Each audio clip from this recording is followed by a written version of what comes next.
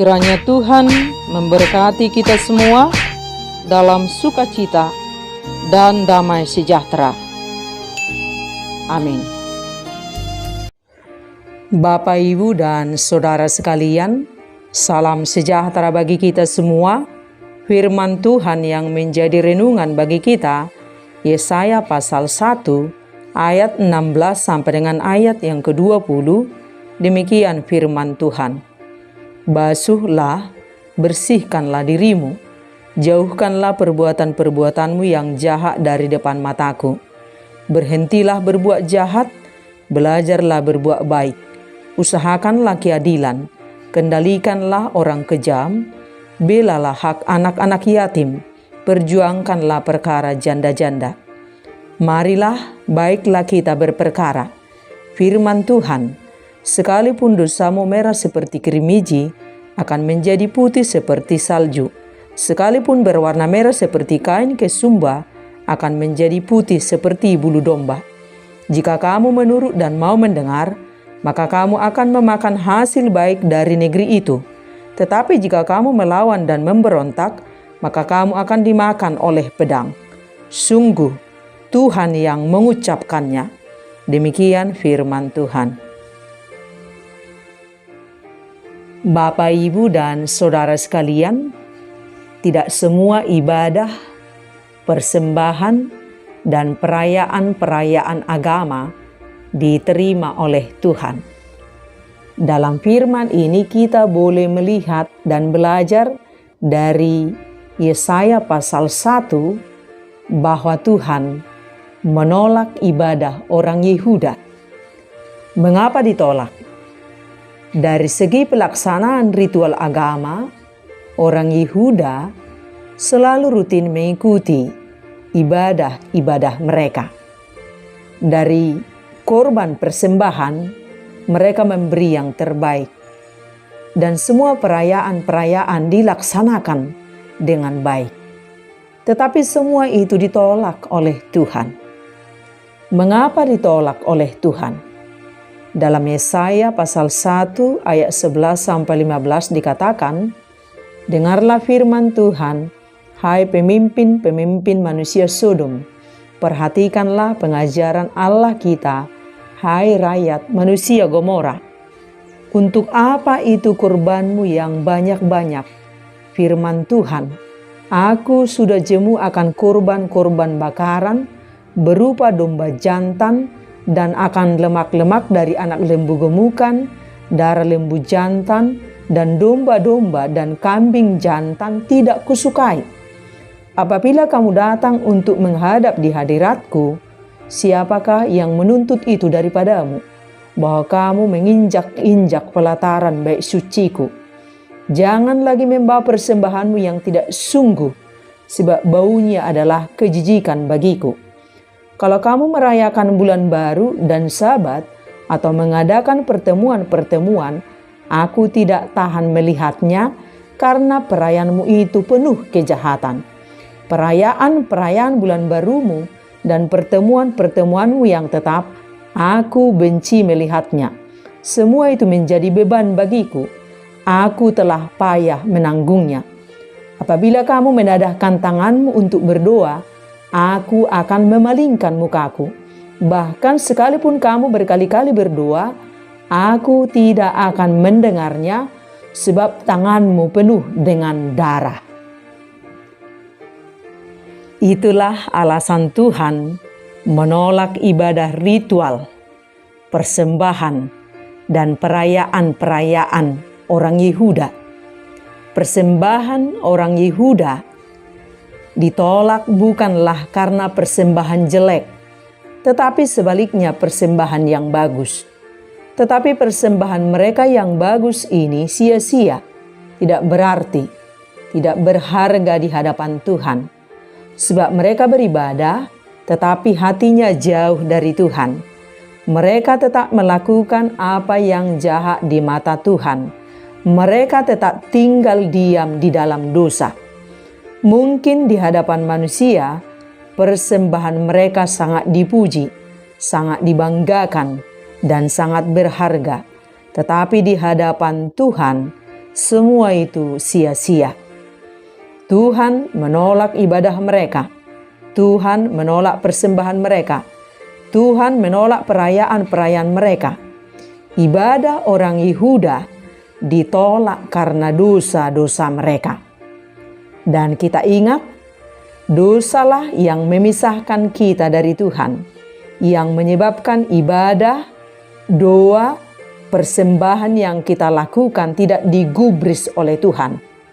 Sekalipun kita rajin beribadah, sekalipun kita rajin pergi ke gereja, jika kita tetap hidup dalam ketidaktaatan, jika kita tetap tinggal dalam dosa, Tuhan pasti menolak kita. Dalam firman Tuhan dikatakan, siapakah yang boleh naik ke atas gunung Tuhan? Siapakah yang boleh berdiri di tempatnya yang kudus? Orang yang bersih tangannya dan murni hatinya, yang tidak menyerahkan dirinya kepada penipuan dan yang tidak bersumpah palsu. Dialah yang akan menerima berkat dari Tuhan dan keadilan dari Allah yang menyelamatkan dia. Itulah angkatan orang-orang yang menanyakan dia, yang mencari wajah Tuhan. Ibadah akan ditolak oleh Tuhan kalau ada dosa. Doa tidak digubris oleh Tuhan jika tidak ada ketaatan. Tetapi tidak semua orang Yehuda jahat. Ada segelintir atau sisa yang dipelihara dari kejahatan dan disediakan untuk kemurahan hati Tuhan. Seperti Nuh dan keluarganya dalam peristiwa air bah, atau seperti Lot dan keluarganya dalam peristiwa Sodom dan Gomora.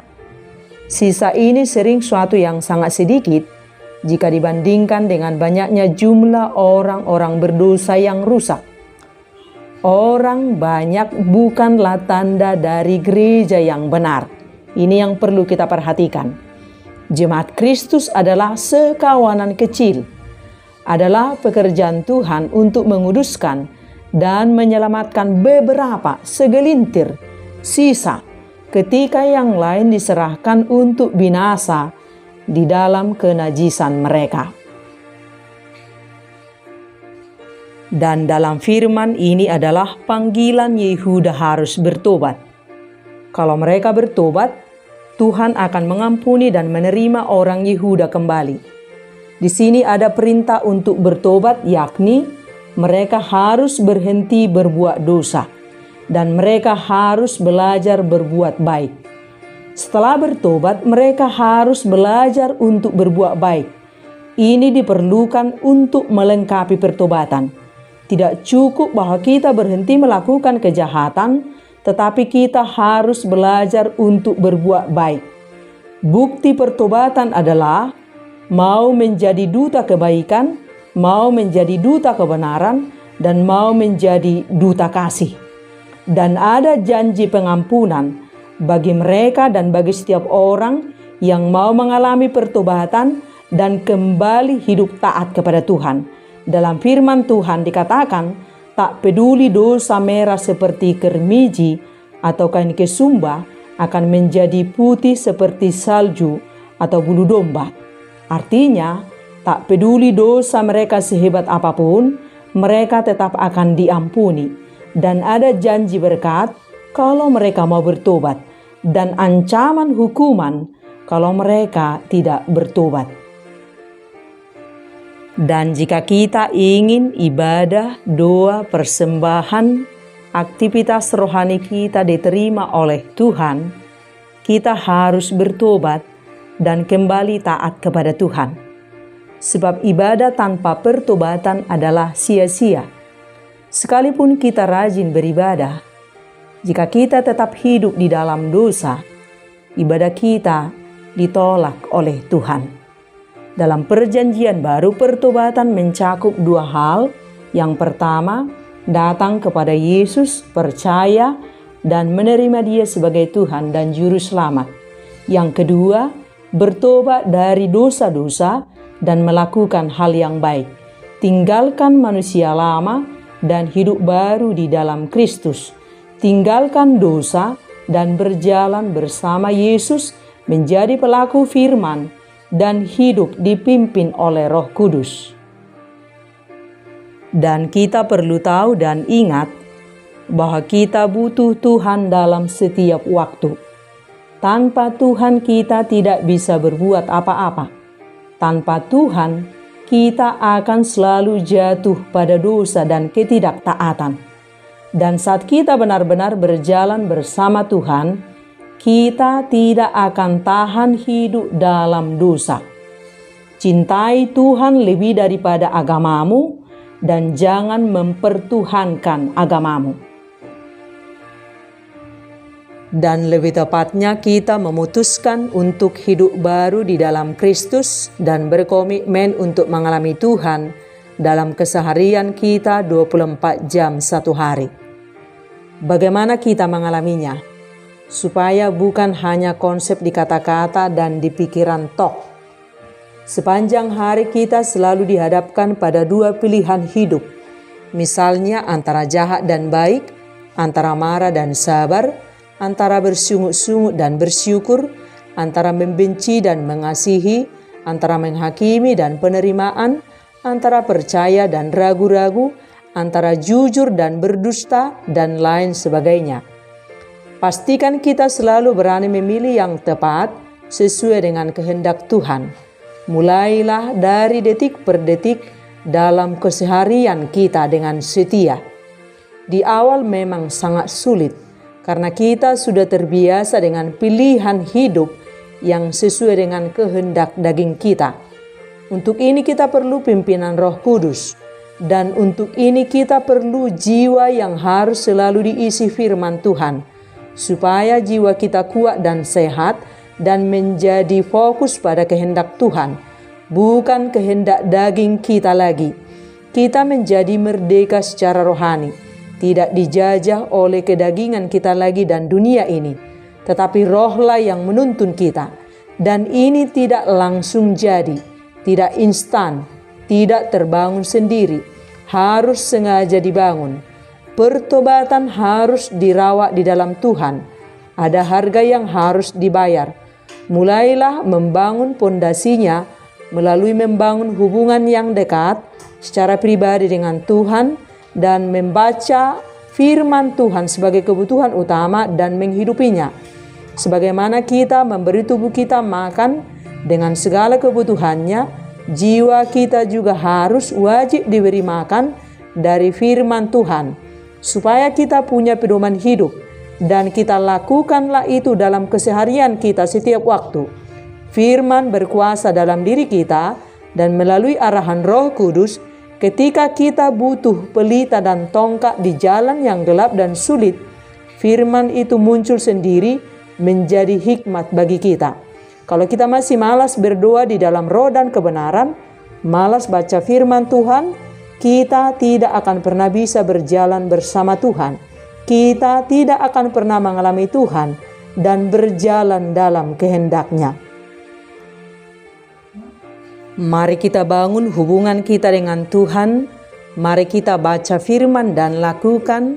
Melalui pimpinan Roh Kudus kita akan menjadi pribadi yang selalu berani berdiri dalam pilihan yang tepat, yang benar, yang baik sesuai dengan kehendak Tuhan. Termasuk saat harus mengampuni orang yang jahat kepada kita. Memang tidak mudah, tetapi saat kita mau taat kepada kehendak Tuhan, daging harus dimatikan dengan sengaja, dan lihatlah kita telah berdiri pada kehidupan yang sesungguhnya, memilih kehidupan, memilih berkat, dan memilih Tuhan. Jiwa menjadi tentram, hati tenang, damai sejahtera menetap, Tuhan menetap, dan inilah keindahan hidup yang sesungguhnya. Untuk hidup yang seperti inilah Yesus mati untuk kita, supaya kita sungguh-sungguh mengalami kelimpahan hidup. Tujuan kita bukan dunia ini dan segala kekemuliaannya. Tujuan kita hidup adalah hidup benar di hadapan Tuhan, melakukan kehendak Tuhan, dan orang-orang benar diberkati Tuhan dengan sempurna. Hidup kita adalah ibadah persembahan kita yang hidup, yang kudus di hadapan Tuhan. Jagalah kehidupan keseharian kita, dan tetap taat pada kehendak Tuhan dan menjadi pelaku firman Tuhan. Aktivitas kita adalah ibadah kita yang sesungguhnya kepada Tuhan. Teruslah menjadi orang benar, jauhi orang jahat. Orang jahat tidak pernah bahagia, orang jahat tidak pernah menang. Sebab mata Tuhan tertuju pada orang benar, dan telinganya mendengar teriak orang benar. Jadilah orang benar, Tuhan memberkati orang benar. Jauhi kejahatan, Tuhan menentang orang jahat. Sekali mengikut Yesus, selamanya mengikut Yesus. Amin.